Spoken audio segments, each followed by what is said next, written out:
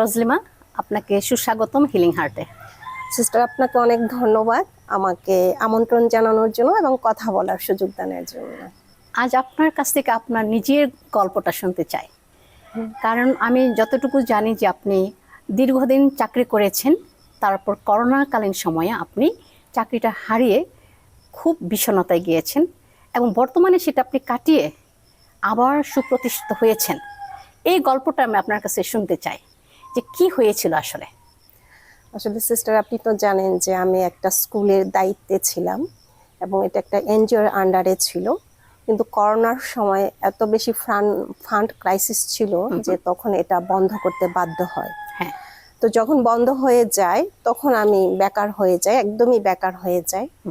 এবং ওই জিনিসটা আমি আসলে মেনে নিতে পারি নাই, কারণ আমি দীর্ঘদিন যাবত ওই স্কুলটাতে ছিলাম এবং বলা যায় যে আমি অনেকটা নিজের মতো করে স্বাধীনভাবে ওখানে কাজ করার সুযোগ আমি পেয়েছিলাম এবং মানে নিজস্ব মেধা, মনন, সেটা সৃজনশীলতা, এটা ওখানে আমি কি বলবো, এটাকে প্রয়োগ করার সুযোগ আমি পেয়েছিলাম। হ্যাঁ, হ্যাঁ, হ্যাঁ, যার মানে নতুন সৃষ্টি করার হ্যাঁ, সেই স্বাধীনতাটা আমার ছিল। তো এই জন্য আমি ওই কাজটাকে আমি ভীষণ পরিমাণে ভালোবাসতাম। কিন্তু যখন এটা ফান্ড ক্রাইসিসের জন্য বন্ধ হয়ে যায় তখন আমি ভীষণ রকমের মানসিক একটা আঘাত পাই এবং অনেকদিন এই আঘাতটা আমার কাটিয়ে উঠতে মোটামুটি বেশ সময়ই লেগেছিল। কারণ আমি যে পরবর্তীতে অন্য কোথাও যাব সেরকম পরিবেশও ছিল না, কারণ ওই সময় তো করোনার জন্য সবকিছুই বন্ধ হয়ে গিয়েছিল। হ্যাঁ, মোটামুটি সবাই ঘরে বসে হোম অফিস করছিল আর কি। হ্যাঁ, অফিসে কিন্তু যাচ্ছিল না এবং সেই সময় দেখা যাচ্ছে যে অনেক মানুষ কিন্তু চাকরি হারিয়েছে। তো তাহলে আমি যে আবার নতুন চাকরি খুঁজবো সেরকম পরিস্থিতিও কিন্তু ছিল না। যাই হোক, এইভাবে আমার প্রায় 5-6 মাস কেটে যায়।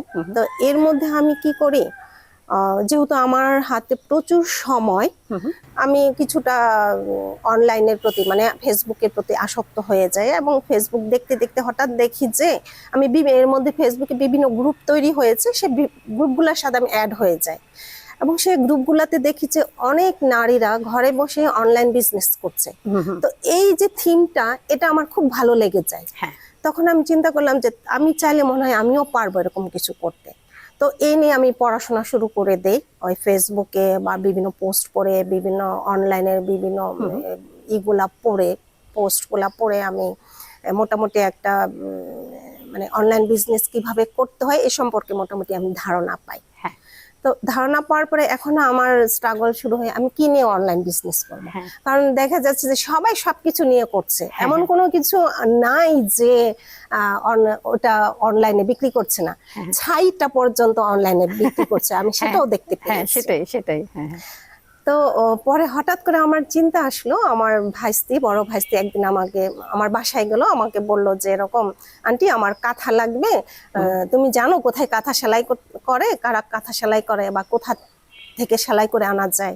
আমি বললাম হ্যাঁ আমি তো জানি, আমি তো আমার শ্বশুর বাড়ি থেকে সেলাই করে নিয়ে আসি। বলে যে তাহলে আমাকে কি করে দিতে পারবা? আমি বলছি হ্যাঁ, করে দেওয়া যায়। তো এটা আমি জাস্ট তার সাথে একটা স্বাভাবিক আলোচনা ছিল।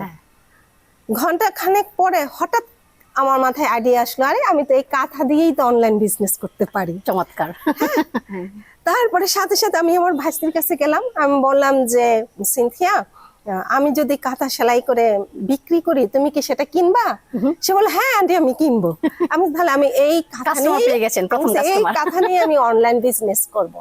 আমি বললাম যে তোমার কোনো দিতে হবে না, মানে যা খরচ হবে তুমি শুধু আমার ওইটুকু টাকাটাই দিও, আমি প্রথম ইয়েতে কোনো লাভ করতে চাই না, প্রথম কাঁথা বিক্রিতে যা হবে তুমি তাই শুধু করো, কারণ আমার জাস্ট খালি কি দরকার, এটা পোস্ট দিয়ে এটা প্রচার করার দরকার। বলে যে ঠিক আছে। এরপর থেকে আমি এটা নিয়ে কাজ শুরু করি। তো এইভাবে আমি মোটামুটি 5 বছর আর কি অনলাইন বিজনেসের সাথে যুক্ত ছিলাম। তো এর মধ্যে কিন্তু আমি আরো একটা কাজ করি, সেটা হচ্ছে আপনার 2022 সালে আমি কিন্তু ভলান্টিয়ারি সার্ভিস দিতে থাকি কিন্তু আপনারই প্রতিষ্ঠানে হিলিং হার্টে। এবং আপনার ওখানে আমি 2টা ট্রেনিং করেছিলাম, সিবিটি আর বেসিক কাউন্সিলিং স্কিলের উপরে, এবং এটার উপরে করে আপনার সাথেই কিন্তু আমি ভলান্টিয়ারি সার্ভিস দিচ্ছিলাম এবং এর মধ্যে আপনি কিন্তু আমাকে আরেকটাও ট্রেনিং এর অফার করেছিলেন, আইসিটিভি ট্রেনিং এর কথা বলেছিলেন। তো আমি সেটাও ট্রেনিং নিয়ে এটার উপরেও কিন্তু হিলিং হার্টের হয়ে আমি ভলান্টারি সার্ভিস দিচ্ছিলাম দীর্ঘদিন যাবত কমিউনিটিতে। এবং এই সুযোগে কিন্তু আমি আরো 2টা কিন্তু ডিপ্লোমা করে ফেলি।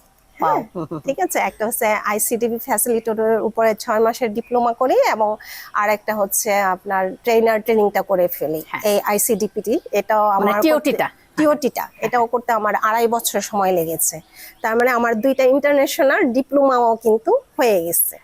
তো যখন এই 2টা ডিপ্লোমা করলাম এবং হিলিং হার্ট হতে বিভিন্ন জায়গায় আমি ভলান্টারি সার্ভিস দিলাম, তখন আমার জীবনের আরেকটা আমার জীবনটা আবার অন্যদিকে চলে গেল আর কি। অনলাইন বিজনেস থেকে এখন আমার জীবনের মোড়টা অন্যদিকে চলে গেল।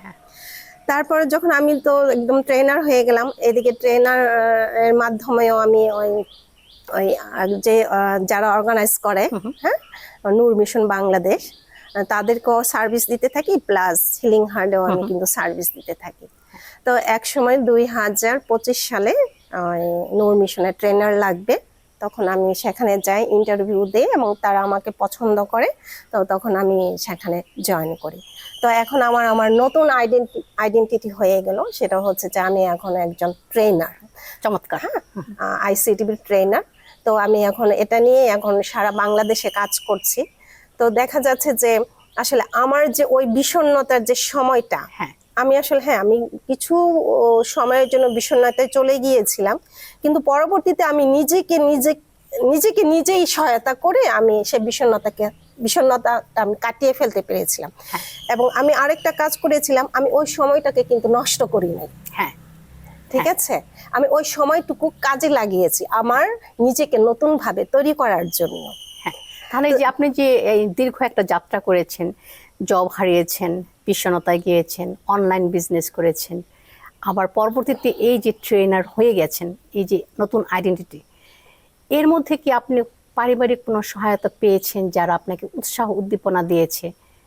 হ্যাঁ, অবশ্যই তারা আমাকে উৎসাহ উদ্দীপনা দিয়েছে, কারণ একজন পরিবারের একটা সদস্য যখন বিষণ্ণতায় চলে যায়, এটা তো শুধু ওই ব্যক্তিটার জন্যই ক্ষতিকর না, এটা তো পরিবারের সদস্যদেরও জন্য কিন্তু এটা অত্যন্ত মর্মান্তিক একটা বিষয় না, যে তাদের পরিবারের একজন বোন, স্ত্রী, মা বিষণ্ণতায় চলে যাচ্ছে, এটা তো আসলে কোনোভাবেই কাম্য না, তাই না?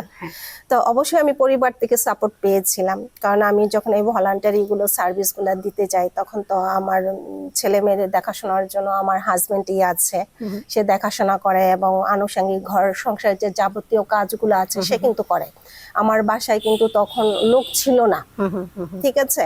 তাহলে আমি যখন বাইরে যাচ্ছি, ঢাকার বাইরে যাচ্ছি, তখন তো এই কাজগুলো আমার পরিবারের সদস্যরাই করছে, আমার হাজবেন্ড করছে, আমার ছেলে মেয়েরা করছে। তো তারা এইভাবে আমাকে সাপোর্ট দিয়েছে। যেমন এখন আমি কিন্তু দেখা যায় যে 1 সপ্তাহের জন্য কিন্তু ঢাকার বাইরে ট্যুরে চলে যাচ্ছি, তাহলে এই সাপোর্টটা কে দিচ্ছে? আমার পরিবার দিচ্ছে। এবং আমার ভাই বোনরাও কিন্তু আমাকে অনেক সাপোর্ট দিচ্ছে, আমাকে তারা উৎসাহ দিচ্ছে সবসময় যেন আমি কাজগুলা কি করে চালিয়ে যাই। ঠিক আছে, তারা কিন্তু আমাকে উৎসাহ দিচ্ছে। এবং আরেকটা বিষয়, যখন আমি অনলাইন বিজনেস করি, আমার সবচেয়ে বড় কাস্টমার ছিল আমার পরিবারে আমার ভাই বোনেরা। আচ্ছা, তার মানে বুঝতেই পারছেন, তারা আমাকে ওইভাবেও আমাকে কি দিয়েছে, সাপোর্ট দিয়েছে। তারাই কিন্তু আমার কাছ থেকে বেশিরভাগ কাঁথাগুলা কিনেছে। তার মানে হচ্ছে যে একজন ব্যক্তি যখন মানে কোনো একটা জায়গায় শেষ হয়ে যায়, তখন আবার নতুন করে শুরু করা যায়, সেটা আপনি প্রমাণ করেছেন। এবং সেটা প্রমাণ করেছেন, আপনার নিজের উৎসাহ উদ্দীপনা ছিল, ইচ্ছা ছিল, নিজের সময় ইনভেস্ট করেছেন সেইভাবে, এবং আপনার পরিবারও আপনার পাশে দাঁড়িয়েছে, আপনার স্বামী, সন্তান, ভাই বোনেরা, যার ফলে আপনি নতুন করে আপনার নতুন আইডেন্টিটি আপনি ক্রিয়েট করতে পেরেছেন। আপনার গল্পটি শেয়ার করার জন্য অসংখ্য ধন্যবাদ। আপনাকে অনেক ধন্যবাদ। যারা আমাদের দেখছে তারা আশা করি আপনার গল্প শুনে অনুপ্রাণিত হবে, নিজেদেরকে সাহায্য করবে, এবং পরিবারে যদি কেউ বিষণ্ণতায় যায় তাদেরকে কিভাবে আবার উঠিয়ে আনা যায় সেটা যেন তারা শিখে এই গল্প থেকে। ধন্যবাদ। ধন্যবাদ সিস্টার আপনাকে।